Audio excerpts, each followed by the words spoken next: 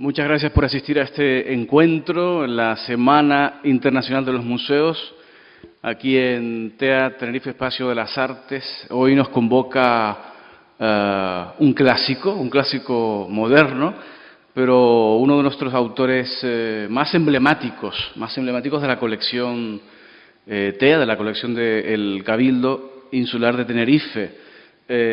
Saben ustedes que este centro en el que nos encontramos nace precisamente con el reclamo de la figura del que fuera el artista canario más internacional de todos los tiempos, Domínguez, su participación en el grupo surrealista parisino de forma activa, su presencia en exposiciones internacionales de gran calado, la profundidad inquietante, la extrañeza a la que nos convoca su obra y la inclusión de esos motivos insulares que de alguna manera han elevado la geografía atlántica a la categoría de mito, pues se le han llevado a ganar por mérito propio esa medalla, como digo, de artista canario más internacional. En fin, creo que un centro como el nuestro, que tiene una colección extensa, una colección amplia, donde encontramos una gran participación de artistas canarios, artistas internacionales también, una gran colección de fotografía, una gran colección documental. Tiene en Domínguez un núcleo, un comienzo, un autor, digamos, fundacional. La colección de este centro comienza precisamente con esta figura, una colección que va, digamos, formándose de forma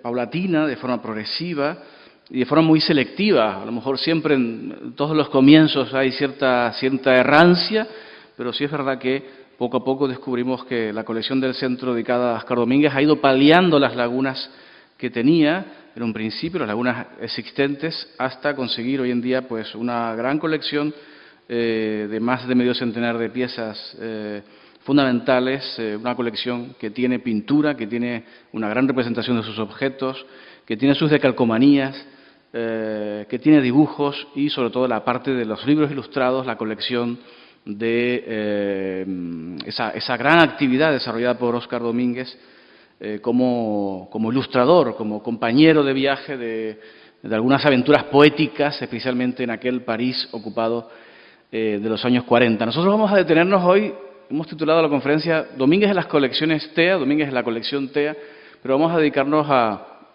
visitar algunas piezas destacadas. No vamos a hacer un recorrido muy extenso. Es cierto que otras conferencias sobre este mismo motivo sí pueden encontrarlas ustedes en la web del museo, pero vamos a detenernos en algunas piezas. Antes habría que decir que, a modo de recordatorio, algunas exposiciones claves que ha realizado el centro sobre este autor. La idea no era,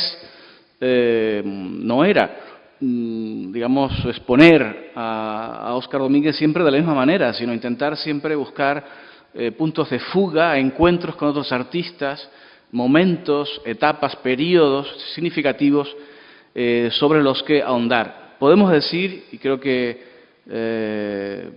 el profesor José Carlos Cabrera, que tenemos aquí entre el público, acaba de publicar una monografía sobre el autor, es una cuestión discutida esta, ¿no? Podemos decir que Domínguez todavía tiene muchas lagunas o muchas callejas por las que adentrarnos y encontrar nuevos acontecimientos en su obra pictórica. Bueno, hicimos aquella exposición en 2006, hace ya algunos años, Éxodo hacia el sur, Óscar Domínguez y el automatismo, con Ana Vázquez de Parga, que falleció recientemente y cuya memoria celebramos muy vivamente.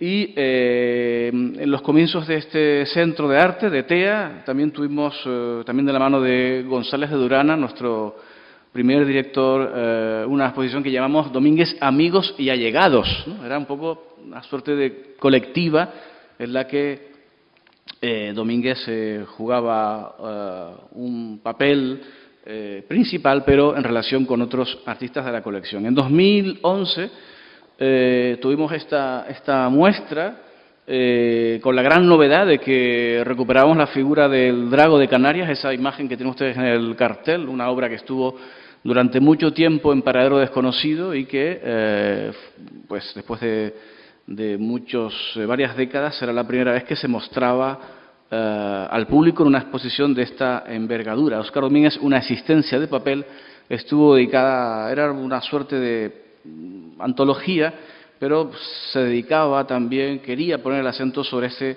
papel del Domínguez ilustrador que decíamos antes, ¿no? Bueno, la colección del centro también se mostró en aquel Entre el mito y el sueño que estuvo expuesto entre el año 14 y el 16, una exposición permanente, una colección permanente dedicada al pintor, y ya de forma más reciente, en el 17, tuvimos a Óscar Domínguez en el periodo checoslovaco, entre el 46 y el 49, y algo más tarde, en el año 18, celebramos aquella exposición que titulamos Casi el azar, Óscar Domínguez, la decalcomanía y sus derivas, ¿no? Era una exposición, una muestra dedicada a la práctica decalcomaníaca del pintor, y la poníamos en relación con algunos pintores actuales, incluso en la práctica del automatismo gestual, de la pintura gestual. Bueno, hay que decir que en estos últimos años recientes han aparecido algunos libros de gran interés que, como digo, y van a seguir apareciendo, que, como digo, amplifican el sentido y las lecturas que se han hecho de la obra del pintor. Aquí tenemos la monografía muy celebrada, magnífica, con un gran aporte de documentación del profesor José Carlos Guerra Cabrera, con esta pintura que él escogió para la cubierta, el cazador, ¿no? El cazador de sueños, podemos pensar, ¿no? Una pieza representativa de la colección del Museo de Bellas Artes de Bilbao, y tenemos también al lado el catálogo, la monografía sobre el Óscar Domínguez checo, el Óscar Domínguez en Checoslovaquia. Aparecerán en breve también algunos otros libros que están anunciados sobre el pintor. Aquí tienen también abajo el emblema, el logo de la Asociación de Expertos y Herederos en Defensa de la obra del pintor, que también hace algunos años realiza sus actividades.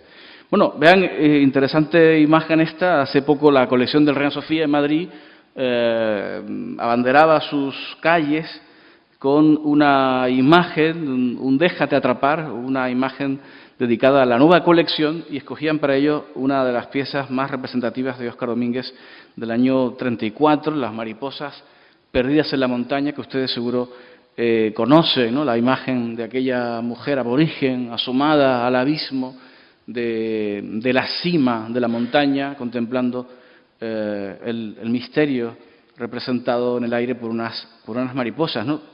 Traigo esta foto a colación precisamente de la actualidad, de la presencia, la reivindicación de un autor que merece tener un lugar de primer nivel, como lo tiene en la historia de la pintura surrealista, en la historia de la pintura del siglo XX.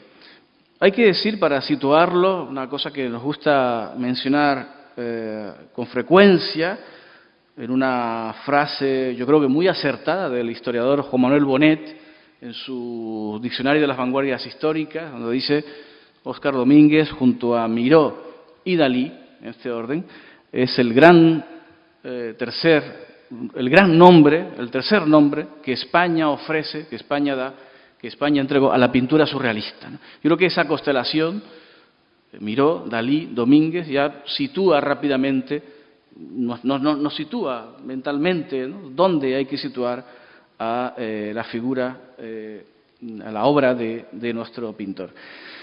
El surrealismo que practicó Óscar Domínguez, sin duda, es una variante, es digamos, un desvío, ¿no?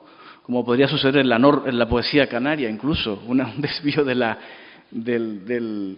digamos, de la pintura surrealista que se practicaba en aquellos años, porque yo creo que, en fin, es una cosa sabida, ¿no?, que se ha dicho muchas veces, ¿no? Hay una presencia de la condición mítica, de la condición mágica de las islas, aquello que decía Breton, en su pintura. Esa influencia de elementos insulares que son para nosotros, que vivimos en las Islas Canarias, muy habituales, normales.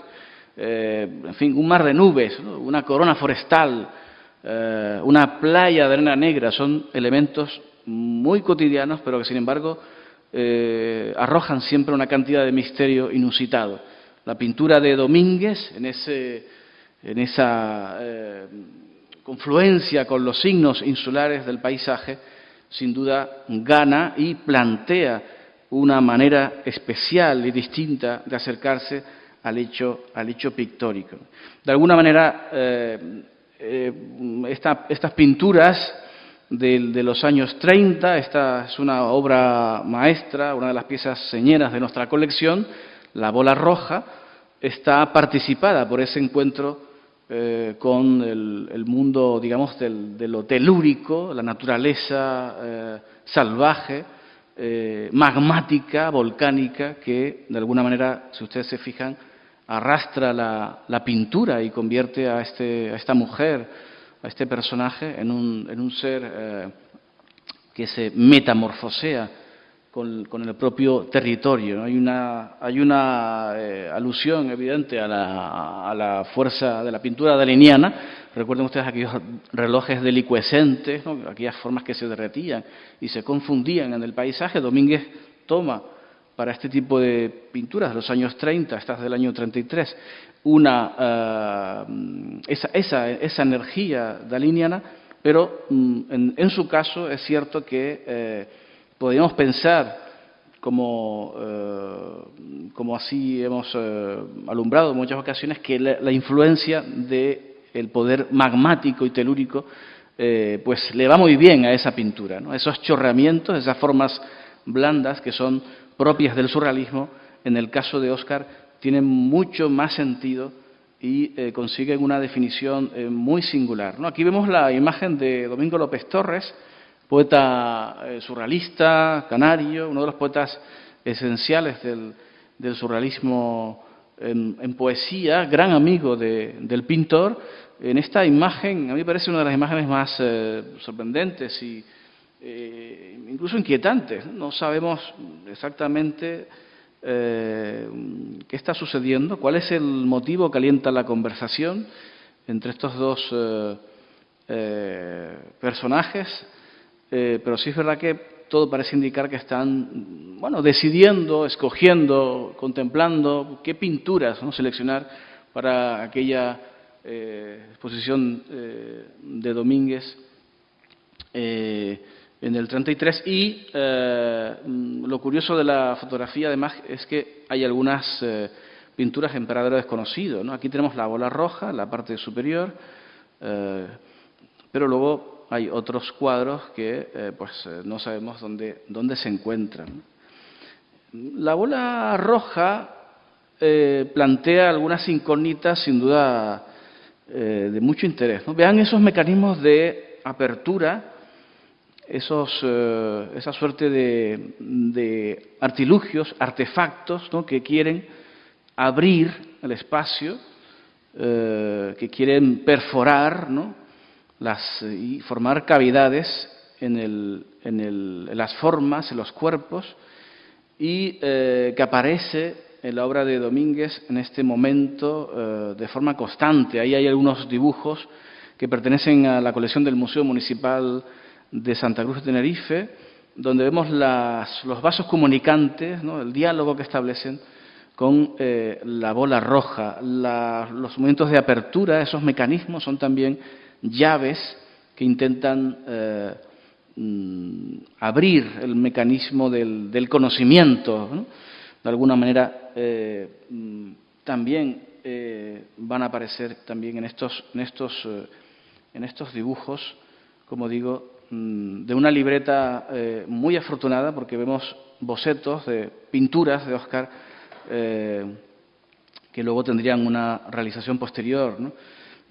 Bueno, vean el interés de cómo hay una conexión, ¿no? Las formas blandas que decíamos, los cuerpos que se metamorfosean y que incluso crean esas formas de espacios corporales muy femeninos, muy inquietantes, ¿no? Nos llama la atención la forma de la mujer que está negando la realidad, está mirando hacia otra parte, hacia otro lugar, hacia un lugar, podemos pensar, oculto, ignoto, desconocido. Podría haber mirado de frente, sin embargo, su mirada gira hacia otro lugar, lejano, y que sin duda tiene que ver con la referencia surrealista al mundo onírico, al mundo de lo soñado, digamos, hacia otra realidad, ¿no? Precisamente esos mecanismos de apertura, de escisión, de corte, que encontramos en estas pinturas, en la fotografía, indican precisamente ese movimiento de apertura del ojo, ¿no? Recuerden ustedes la imagen de la película El perro andaluz, de Buñuel y Dalí, que empezaba con aquel simbólico corte del ojo que tenía que ver con precisamente negar la realidad más comunicativa, más inmediata y acceder a un mundo visionario, un mundo nuevo, un mundo participado por el sueño, por lo onírico, por la revolución del deseo que supone la nueva mirada. Ven ustedes también una pintura muy conocida de Victor Brauner, con el ojo nucleado, el ojo en forma de yema, y que pinta en el año 31, ustedes conocerán la anécdota, luego en el 38 va a sufrir el golpe de un proyectil, precisamente lanzado por Domínguez en una discusión con Esteban Francés, y habiéndose retirado aquel, pues le llega a Victor Brauner a su ojo los cristales de aquel vaso arrojado por Domínguez, ¿no? Y lo va a dejar pues de esta manera, ¿no? Es una pintura que siempre se ha considerado como una suerte de revelación, ¿no? El poder de la pintura como digamos revelación del futuro, del porvenir, pero ese significado de precisamente mirar hacia el interior y descubrir otro mundo a través del poder visionario de la imagen poética, de la imagen surrealista. La mujer parece que está además jugando con un ojo, si se fijan, ¿no? Esa bola roja que aparece por una suerte de proyección de un rayo emitido desde el corte, la perforación, podría hacernos pensar en esta idea, ¿no? La idea del ojo salvaje que predica el surrealismo, esa otra mirada, ese otro modo de enfrentar, quiero decir, la vida misma, ¿no? En todas sus dimensiones, ¿no? Pero también ese núcleo, ese ojo, pues tiene que ver con formas que nos llevan a la idea del origen, a la idea del nacimiento del mundo. Esta fotografía de Brancusi del año 20, que tiene ese nombre, Le commencement de la vie, el nacimiento del mundo, y con una descripción, una imagen de un huevo, de una piedra, de una forma nuclear, ¿no? Nos invita a pensar en el núcleo fundamental del origen de la vida.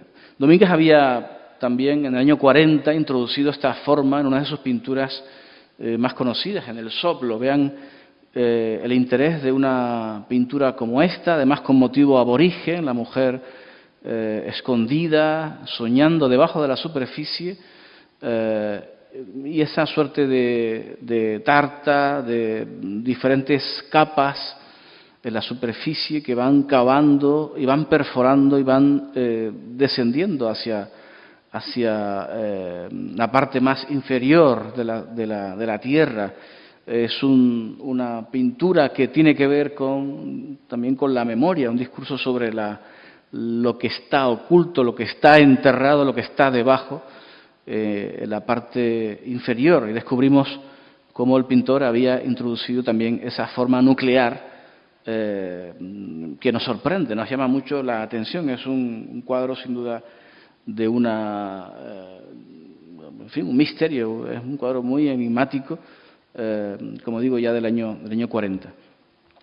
Bueno, otra de las piezas también de ese corte, digamos, daliniano, esta del año también 33, la pieza es un autorretrato. Esta es una de las más emblemáticas, muy conocida, una de las piezas de la colección más visitadas, o sobre las que se ha escrito con mayor aliento, es este autorretrato del año 33.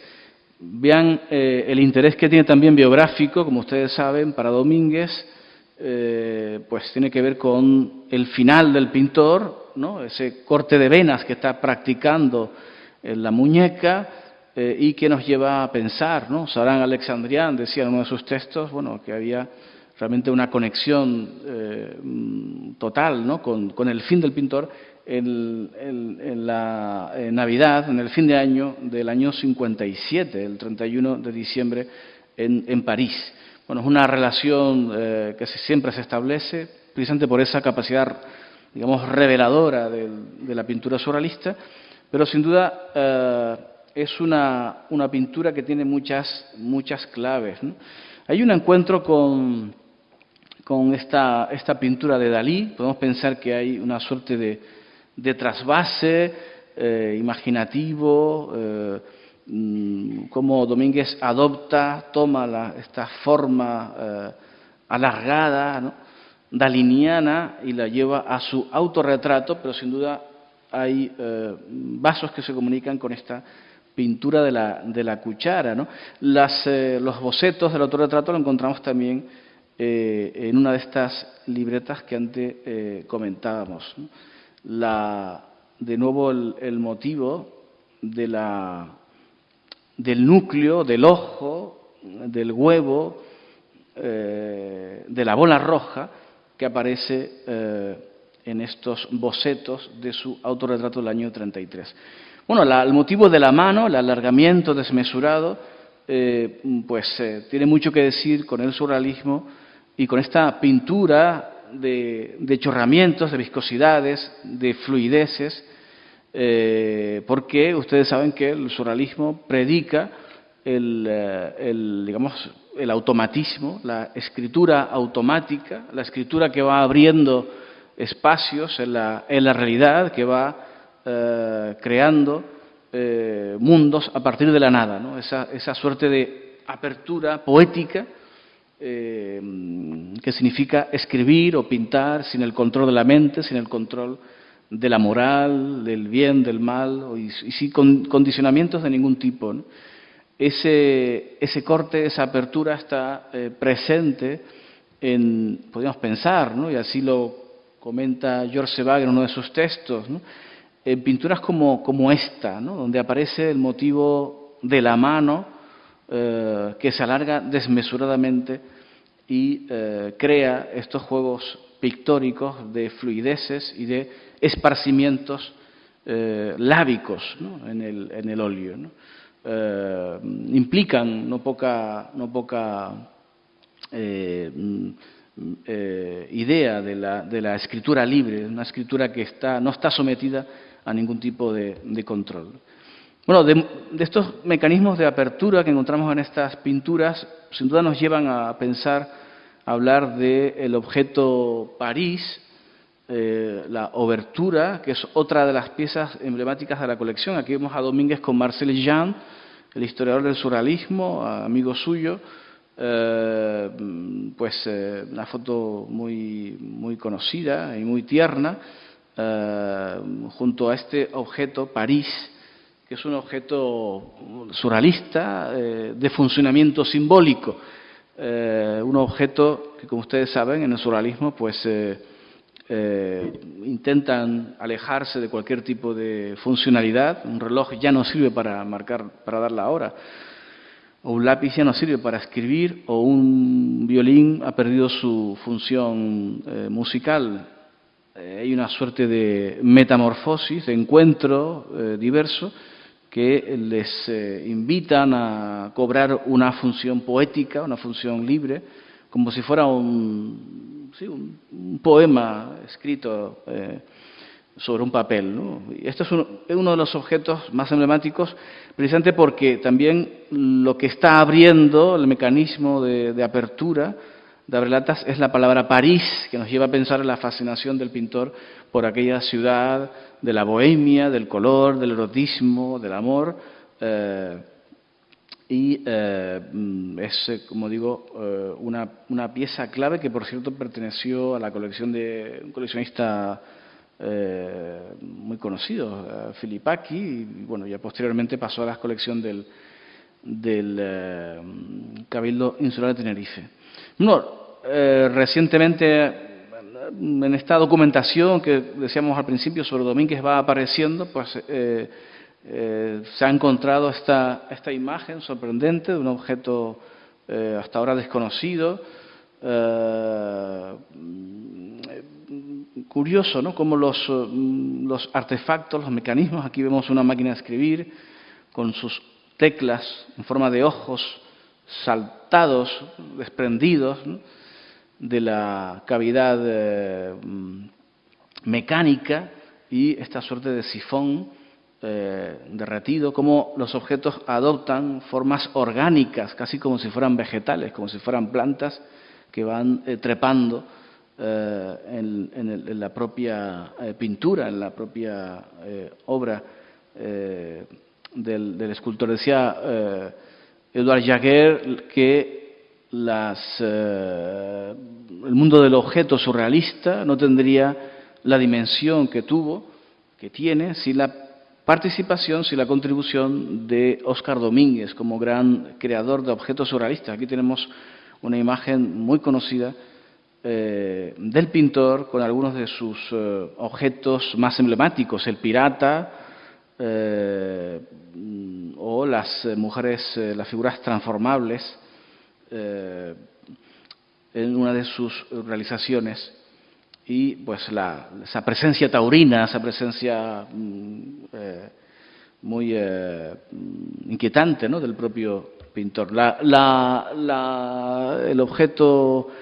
El objeto París nos lleva sin duda a hablar de otra pieza de la colección también muy conocida, esta constelación de Abrelatas, que perteneció a la colección de Eduardo Westerdal, y que, como digo, es una de las piezas clave, una de las piezas fundamentales de nuestra colección.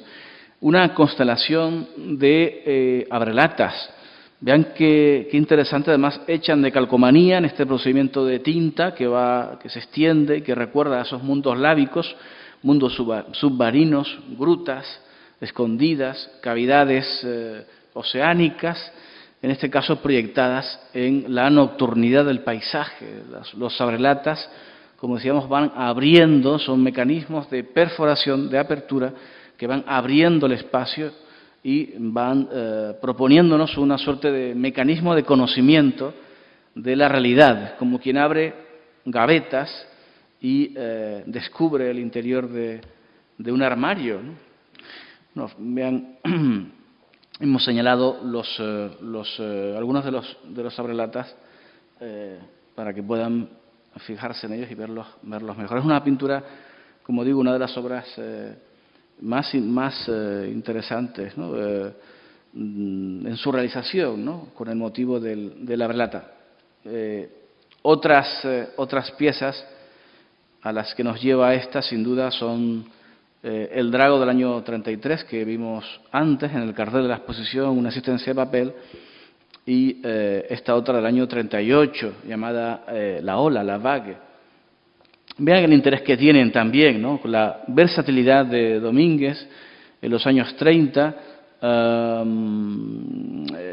digamos, esa capacidad inventiva, sin duda el valor de la obra de Oscar, digamos, el motivo fundamental de la potencia de su pintura es la capacidad visionaria, la capacidad para crear mundos desde la nada, y esa suerte de imágenes que consigue, muy sorprendentes, que realmente nos conmueven, ¿no?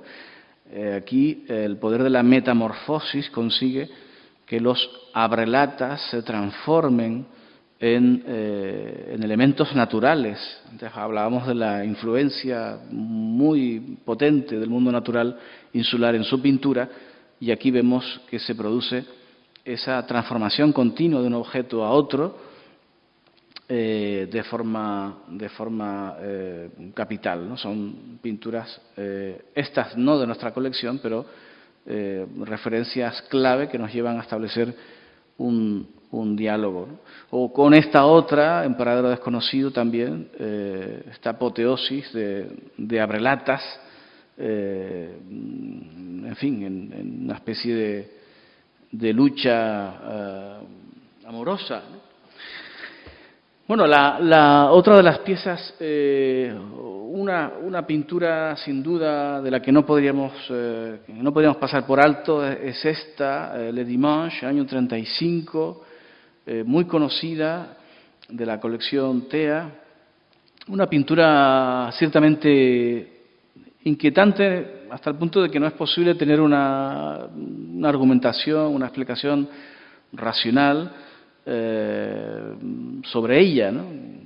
Si ya es difícil, en fin, esbozar cualquier tipo de razonamiento racional sobre una pintura surrealista, sobre esta, digamos, no podríamos entrar si no es haciendo uso de un lenguaje ciertamente poético y simbólico, ¿no? Porque es una pintura llena de interrogantes y de misterio, ¿no? El corte nuclear del cristal, podríamos pensar que implica una división entre dos mundos, entre la realidad y el deseo, entre la imaginación y lo real, pero sin embargo vemos que las dos realidades son igualmente oníricas, un lado y otro de los caballos, un lado y otro del territorio está imbuido de una suerte de fantasía, de imaginación inusitada, ¿no? Resulta inquietante también la manera centrífuga, ¿no? Esa suerte de fuerzas inversas y contrarias que motivan a los animales, ¿no? Uno hacia la derecha, otro hacia la izquierda, un desdoblamiento muy singular y luego una creación metonímica de las figuras, ¿no? Son animales formados por hojas, por anclas, por peces, por elementos vegetales, como decimos, en permanente fusión, en permanente fuga y movimiento metamórfico. Esta pintura nos lleva a pensar en otros encuentros también de Domínguez, en este sentido, el famoso león bicicleta, ¿no? Un león que lleva una dirección, mientras que la parte posterior de su cuerpo, transformada en mecanismo, toma una dirección contraria, ¿no? Alguien podría pensar, como se ha dicho, que tiene que ver incluso con la propia definición de la personalidad del pintor, un hombre, un niño grande, un hombre volcado hacia el mundo de las pasiones, pero a la vez melancólico, un pintor de la luz, un pintor del color, pero a su vez con una gran fuerza hacia también el poder de la ensoñación más oscura, ¿no? Esa suerte de personalidad doble que en Domínguez está muy presente. Bueno, es una interpretación que se hace de este tipo de movimientos contrarios, pero sin duda son imágenes muy inquietantes, ¿no? La figura de la calcomanía nos lleva a esta presencia casi fósil de la imagen bestial, ¿no? En este caso aquellos leones, Le Lion, La Fenêtre, aquella serie que Guy Lévisman, ¿no?, el editor de origen turco afincado en París, intentaría llevar a cabo en el año 37, una serie de calcomanías que luego pues saldrían a la luz ya en el año 92 de la mano de Jean-Loup Mercier en una edición, en un libro exquisito, con las pruebas realizadas por Domínguez y Marcel Jan. Pero volvamos a la figura de los personajes de la pintura, estos caballos, como decimos, formados a través de un procedimiento metonímico, ¿no?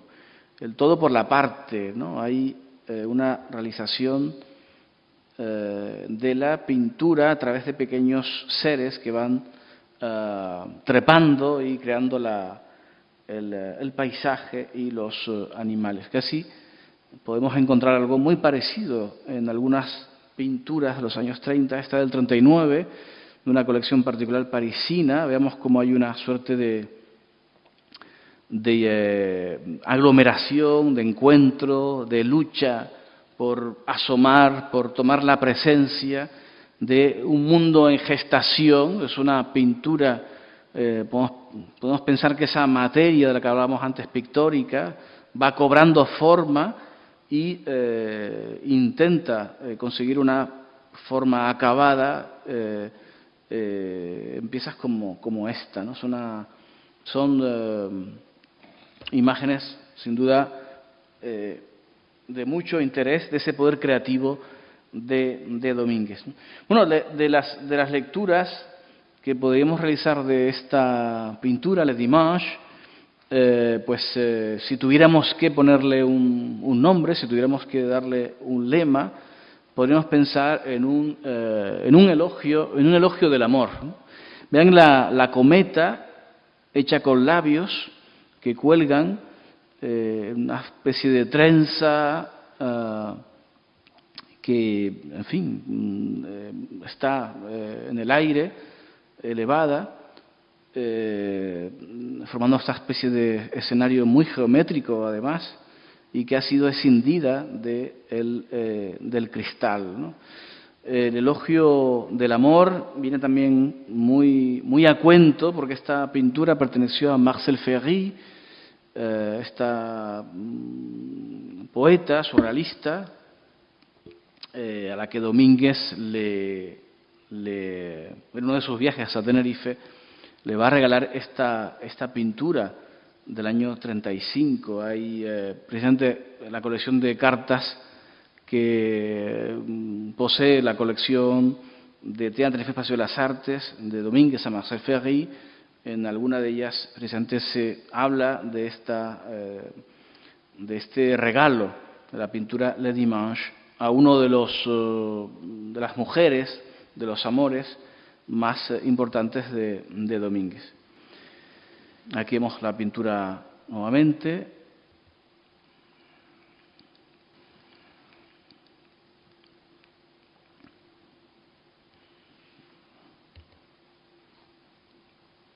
Y aquí una imagen de Domínguez con Roma, otra de las figuras fundamentales de la historia amorosa de Oscar.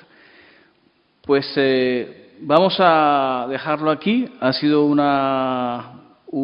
repaso por algunas de las pinturas emblemáticas de la colección TEA de los años 30. Saben ustedes, como siempre intentamos decir, Domínguez es muchos pintores a la vez. Sin duda abre diversos periodos, diversas etapas, diversos momentos en su pintura, y siempre con un aliento de sorpresa muy sobrecogedor. Tenemos la suerte de que la colección del Cabildo Insular de Tenerife, ya en sus casi 30 años, posee un número suficiente de sus distintos periodos, pero es digamos una colección siempre en construcción, siempre es un proyecto que no acaba de concluirse nunca, con lo cual pues esperamos poder incorporar otras nuevas piezas a esta colección del museo. Vamos a dejarlo aquí y queremos desearles una feliz semana de los museos, un feliz sábado y un feliz fin de semana, que está, por cierto, el día irradiante y muy veraniego. Muchas gracias.